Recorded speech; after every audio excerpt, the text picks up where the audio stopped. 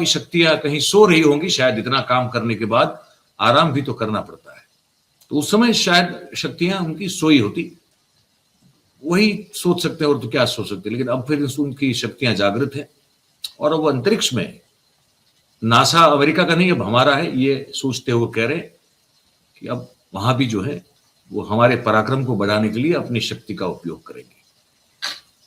अब ऐसा मैं और आप नहीं बोल सकते, हमारी औकात नहीं है, लेकिन बाबा बोल सकते हैं। ऐसा ही एक कुछ भी वाला जो है मामला मैं आपको बाबा का ही दिखाऊं। भूत प्रेत जो है बाबा यूं चुटकी बजा के भगाते हैं, पता है आपको, यकीन नहीं होता। देखिए, ये देखिए।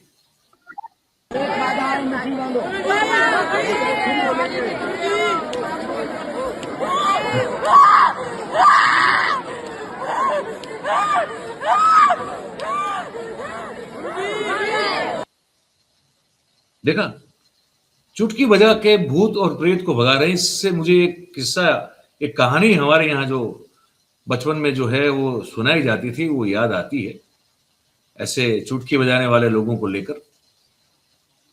अब खैर कहानी तो अलग थी, ये कोई अमृत काल की कहानी थी नहीं, तो इसमें क्या है कि चुटकी बजाने का वाले का जो हश्र था वो अच्छा नहीं था। लेकिन आजकल का जमाना जो है उसमें तो जिस तरह से चुटकियां बजाते हैं वही तो राज करते हैं, चाहे फिर वो भूत प्रेत हो वो भी भगा देते हैं, या आम जनता है उसके दिमाग को भ्रमित भी कर देते हैं, और सब पर राज करते हैं, ऐश करते हैं, बड़ी बड़ी गाड़ियों में घूमते हैं, हेलीकॉप्टर में उड़ते हैं, प्रधानमंत्री के छोटे भाई बन जाते हैं, ऐसे यूं चुटकी बजा के।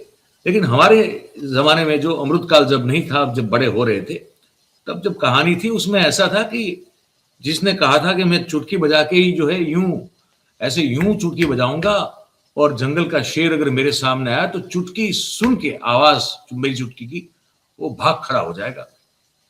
ये पूरा लंबा किस्सा है, लेकिन मैं उसका सार बता देता हूं। एक बहादुर व्यक्ति था, उसने कहा कि भाई एक गांव से दूसरे गांव जाना था, तो एक रास्ता जो है वो जंगल से निकलता था सीधा, और एक रास्ता बाईपास करके जंगल को निकलता था। तो उसने अपने साथी को कहा कि हम तो जंगल से ही गुजरेंगे।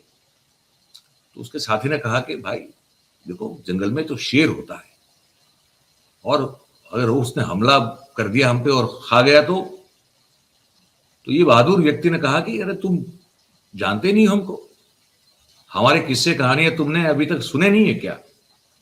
अरे भाई हम वो हैं, अगर शेर सामने आ जाए और सिर्फ हम यूं चुटकी बजा दे तो शेर तो जो है पूंछ उठा के भाग खड़ा हो जाएगा।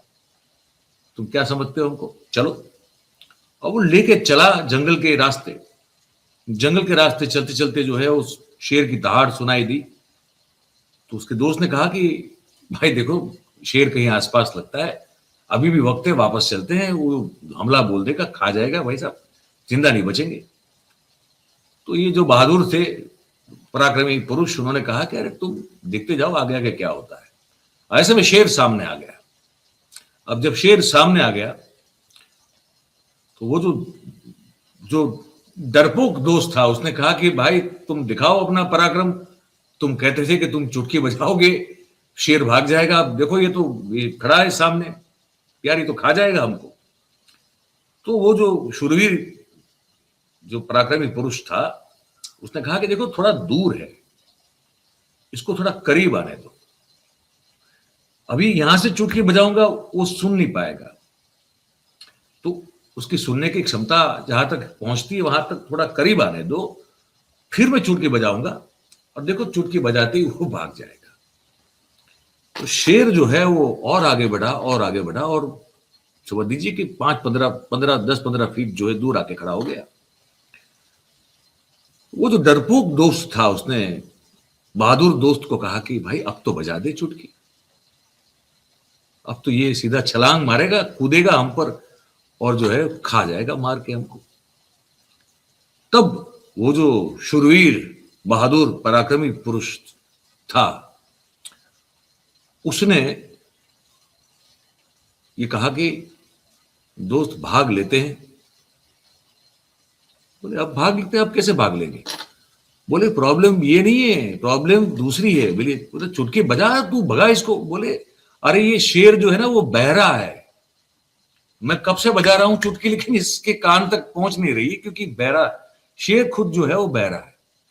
तो अब ये चुटकी सुनेगा नहीं तो ये तो खुद हम पर छलांग लगाएगा और हमको जो है चीर फाड़ के खा जाएगा।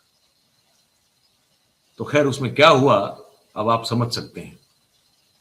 वहां तो शेर जो था वो बहरा था, लेकिन यहां भूत प्रेत जो है वो शायद बहरे नहीं है, सुनाई देती है बाबा की चुटकी, तो वो फिर भाग जाते हैं। तो ये थी चुटकी वाली कहानी, क्योंकि इस देश में कुछ भी हो सकता है। इस कहानी में अंत अलग है क्योंकि अमृतकाल के पहले की थी। अब जो घटना आपने देखी चुटकी वाली बाबा की वो अमृतकाल की घटना है, तो यहां चुटकी बजाते सब कुछ होता है। लेकिन चुटकी बजाते हर चीज नहीं होती है भाई साहब, उस कुछ चीजों के लिए अलग सा एक उपाय जो है इन सब के पास है। जैसे कि आप बेसिक इश्यू की बात कर लो, मूल मुद्दों की अगर बात कर लो देश में, जो कि ज्वलंत मुद्दे हैं, बर्निंग इश्यूज हैं, अगर उस पर आप किसी नेता से या किसी बाबा से पूछ लो तो फिर कुछ जवाब अलग सा मिलता है, फिर वहां चुटकी नहीं बजती। वहां होता है या तो जय जय श्री राम या फिर होता है हर हर महादेव हर।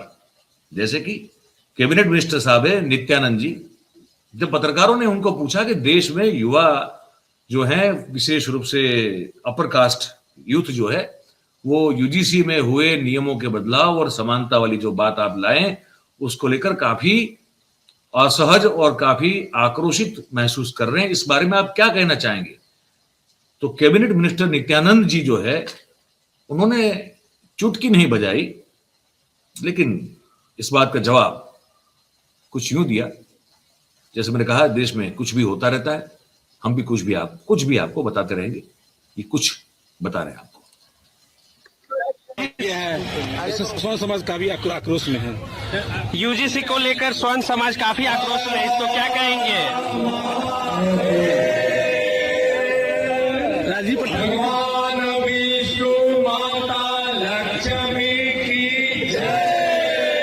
यादव की विजय सेना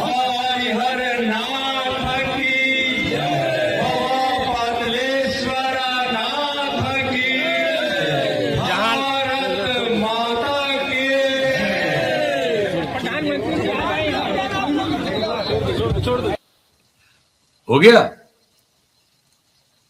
अब यूजीसी का सवाल पूछा जाए तो जवाब में यही आता है, हर हर महादेव, महादेव की जय, फिर ये माता की जय, फिर वो माता की जय, फिर इसकी जय, फिर उसकी जय।